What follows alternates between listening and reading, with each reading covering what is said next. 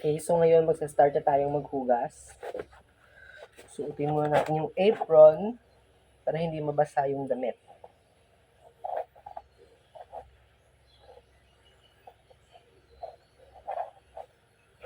Yan. Tapos, itataas ko ng kaunti yung pajama ko para hindi mabasa ng tumutulong tubig sa apron. So, eto, yung sabon para sa loob. Color white siya, unscented. And this one, the lemon scent, ay para sa labas. Importante na walang scent yung sa loob para hindi lasang sabon yung tubig. So, ngayon, huhugasan natin yung galon ng kapitbahay ko. Merong 10 containers dito and puro sila gripo. And yung pinakamahirap na hugasan is yung gripo since kailangan nating buksan yung mga faucet dito para siguraduhin malinis. Bubuksan natin dito mamaya. Tapos yung sa loob, hugasan natin ng maayos. Okay, so let's start.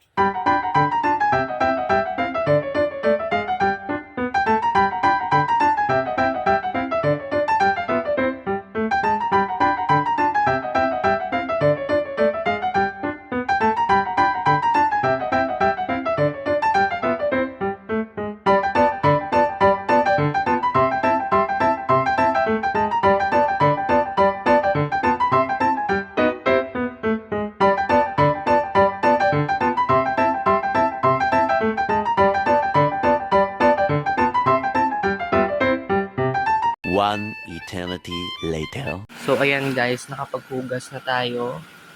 Marami nang nahugasan. At saka si mama, naglalagay na ng tubig sa loob. So ngayon, ito naman yung round yung hugasan natin. Ngayon, ito, medyo mas madali na to kasi gagamitan natin to ng mahabang brush. Except that yung process ay nakakangawit sa kamay.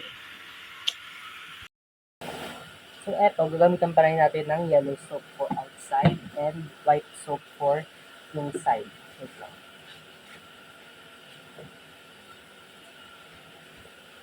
Yan. Nalagyan lang to ng Sunrox pero nalinisan na to. So this is white soap. Unscented yung naman. So yung ating gagawin, okay, yung tatanggalin natin yung damit na seal, yung last delivery. Yan, tatapon sa basurahan. Tapos, babanlawan natin. At medyo malaki yung lababo, kaya pwede kong pagdalawagin yung hugas ko. Yan. Ito yung mas madali kasi marami ka ditong hugasan in just a little time. Kanina, almost 1 hour ako naghugas ng 12 or 13 nagripo. Pero ngayon, makakahugas tayo nito 10, maybe around 20 to 30 minutes lang. Okay, so let's start. Yellow. Hindi basta-basta kung anong sponge lang ginagamit namin. Use Scotch Brite para effective yung paglinis. Kukuskusin mo mabuti. And for us, importante rin linisan yung ilalim, yung base, para hindi ma-stuck yung dumi. And presentable at maganda pa rin tignan yung ating containers kahit matagal na siyang ginagamit. Kukuskusin natin na mabuti. And minsan, if napakadumi na talaga ng ilalim ng container at hindi na basta-basta makukuha ng lemon soap na to, ginagamitan namin ng Sunrox, pero sa labas lang.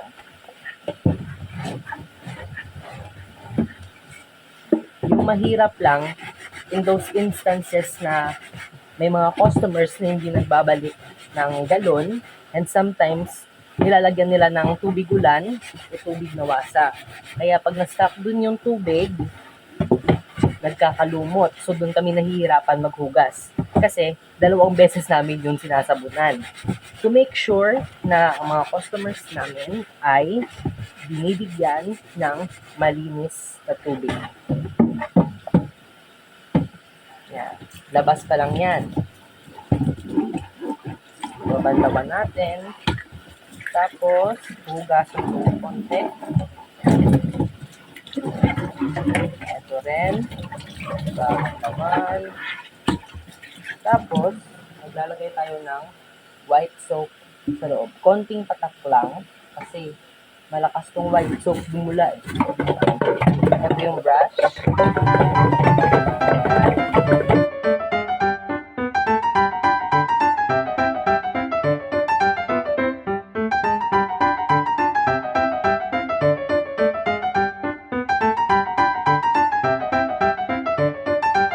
20 minutes later. So, nakapaghugas na tayo ng 10 containers in just 20 minutes. 20 minutes lang. Half the time kumpara sa paghugas ng ating mga gripo. So, yung iba andun na sa loob, nalagyan na. Okay, so ito na guys. 20 containers na yung nahugasan ko. Kanina 10 pa lang. That was 11:41. And ngayon, it's 12:16. So I think we spent 30 minutes. Yeah, 30, I think 35 minutes para maglinis ng another 10 containers. So pero mas madali pa rin siya kesa sa mga faucet. 1 hour later. So guys, nakapaghugas na ako ng 20 containers. So, kanina pa ako sinasabihan ni mama mag-snacks. Pero ngayon lang ako nag-snacks. And it's 12:18. Uuwi pa kami mamaya-maya para doon kami magla-lunch sa bahay. So, I'll just tour you around the farm first kasi may pinapautos si mama sa akin at I'll bring you with me. So, yan of course. Okay. Andun yung refilling. Andun sa dulo. Tapos, yan yung kubo namin. Meron din kaming garahe dyan. Tapos, pupunta tayo sa baba kung saan we have a piggery.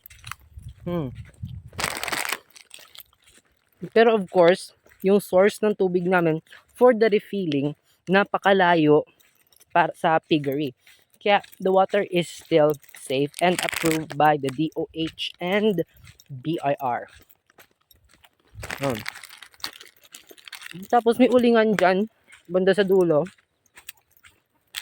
Say hello sa mga manok namin. Yan. Kakatapos ng mag-uling dito, pupunta pa tayo dun sa dulo. Kasi, yung well namin, yung pinagkukuhan ng tubig, andun pa yun, doon pa yun, sa napakalayo. Pero, yung piggery namin dito lang sa baba. Para yung wastewater ng refilling namin, pumupunta sa kanila para panghugas at saka pang-inom. Ngayon, inutusan ako ni mother na patayin daw yung hose na papunta sa baboy. So, hinahanap ko kung saan yung ball valve dito. Na ba yun? Okay. So, bale part pa lang to ng farm namin. Hindi pa to kabuuan. No, meron pa kami doon sa sa kabilang dulo. Kaso, dito lang kami nagpatayo ng refilling para malapit sa daanan. Okay, patayin na natin. Yan. Akit na tayo uli guys. Nakapasarap talaga ng pita. Medyo mga chicken. Tapos yung daanan pataas.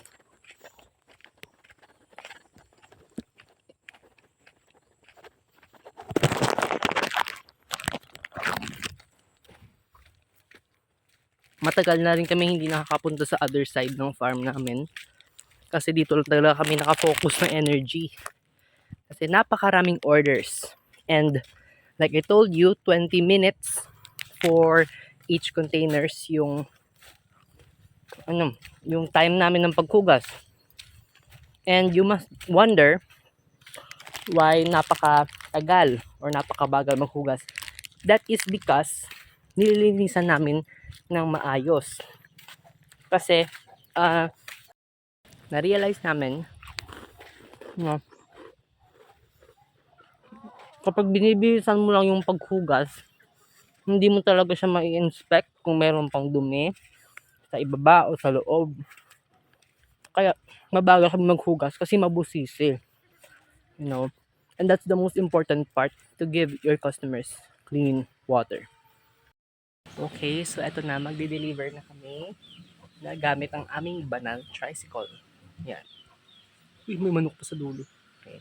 So, yan, magde-deliver kami and kaya niya yan magkarga ng 15 to 16 containers in one trip.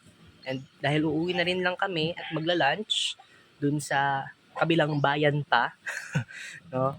So, magdadala na rin lang kami ng tubig para hindi gasto yung gasolina. Okay? So, just watch.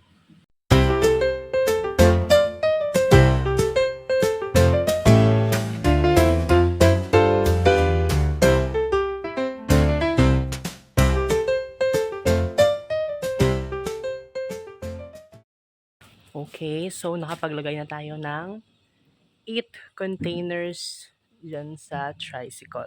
8 containers lang naman yung dadalhin. So, after that, eto naman. Yan, dadalhin natin yan doon sa likod. And before kami umuwi, ilalak natin para to make sure na safe yung mga containers. Okay?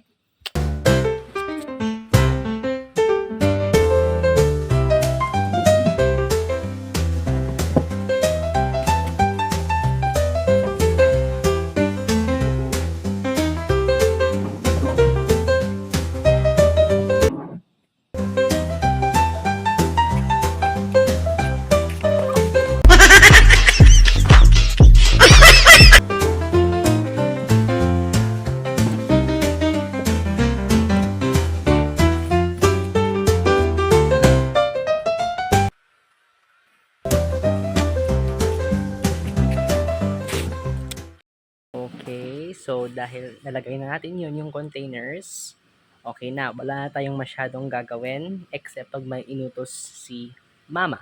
So, hinihintay na lang natin siya bago umuwi kasi may mga nililinisan lang siyang containers. Okay? Habang naghihintay kay mama, maghahanap tayo ng damo na paboritong kainin ng mga guinea pigs ko. Yung mga itong klaseng damo. Yan. Tawag dyan, plantike. Yung tawag dito sa amin. Ewan ko lang kung same yung tawag sa inyo. Yan. Ito talaga yung paborito nilang kainin. Palagi nilang ubos. No? Ito pa. Dadalhan ko yung mga guinea pig ko doon sa bahay. 3 sila. Yung isa matanda, yung isa middle age, tapos yung isa baby.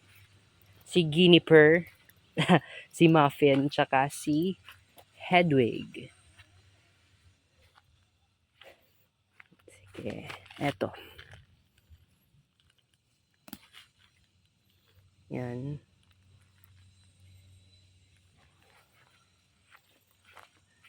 Kuha pa tayo ng mas marami later pag nakabalik tayo. Hi guys! Eto na kami, pauwi na kami. Pumunta kami sa refilling para umuwi. Yan. Para umuwi ng bahay, babalik. Nagdala lang kami ng konting containers para i-deliver sa customer namin.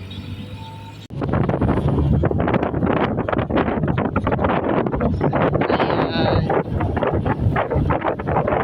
Pauwi na kami.